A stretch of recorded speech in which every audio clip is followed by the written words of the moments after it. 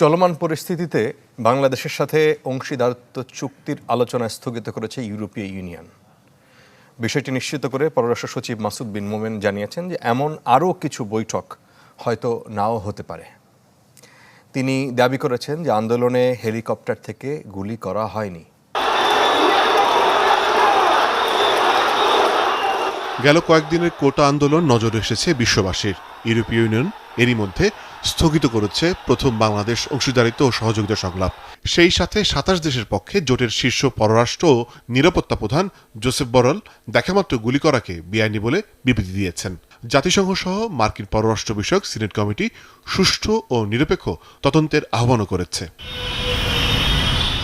পররাষ্ট্র সচিব জানান, ইউ সহ অন্যান্য রাষ্ট্রের সাথে বেশ কিছু সম্ভাব্য বৈঠক ঢাকায় স্থগিত হয়েছে, আর তদন্ত হবে প্রতিটি মৃত্যুর।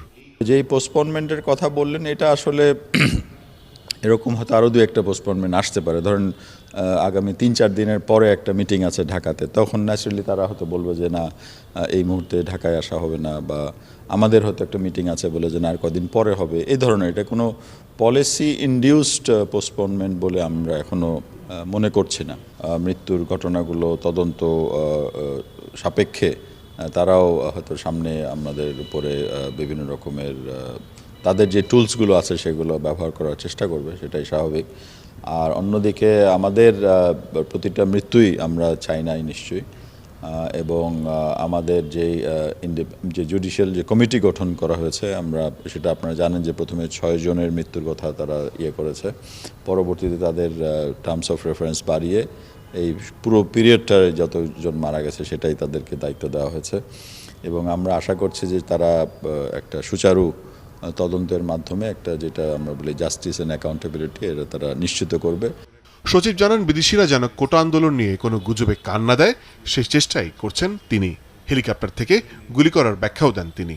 আমরা চেষ্টা করছি যে আমাদের যে দূতাবাসগুলো আছে তাদেরকে যতটুকু সম্ভব বস্তুনিষ্ঠ তথ্য দিয়ে তাদেরকে আমরা ফার্নিশ করছি। একটা ভুল তথ্য ঘুরছিল যে র্যাব হেলিকপ্টার থেকে গুলি করেছে, কিন্তু আমরা নিশ্চিত হয়েছি যে না, র্যাব হেলিকপ্টার থেকে কোনো গুলি করেনি। তারা সে ব্যাপারে ভিডিও এভিডেন্সও আজকে আমাদেরকে পাঠিয়েছে, সেটাও আমরা শেয়ার করছি বা করব। এদিকে সার্বিক পরিস্থিতি নিয়ে সরকারের তরফ থেকে বিভিন্ন দেশের বিদেশি মিশনে যেমন চিঠি পাঠানো হয়েছে, তেমনি ঢাকার কূটনীতিকদেরও ব্রিফ করা হয়েছে। সেই ধারাবাহিকতায় বৃহস্পতিবারও উন্নয়ন অংশীদারদের আবারও ব্রিফ করবেন মাসুদ বিন মোমেন।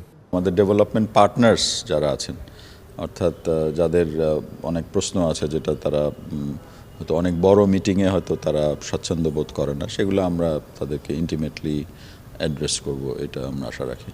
মানবাধিকার লঙ্ঘনের অভিযোগে র্যাবের মতো কোনো নিষেধাজ্ঞা প্রত্যাশা করে না বাংলাদেশ, জানান পররাষ্ট্র সচিব।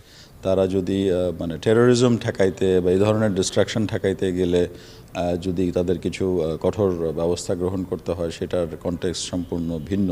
মোর্শেদ হাসিব, চ্যানেল 24, ঢাকা।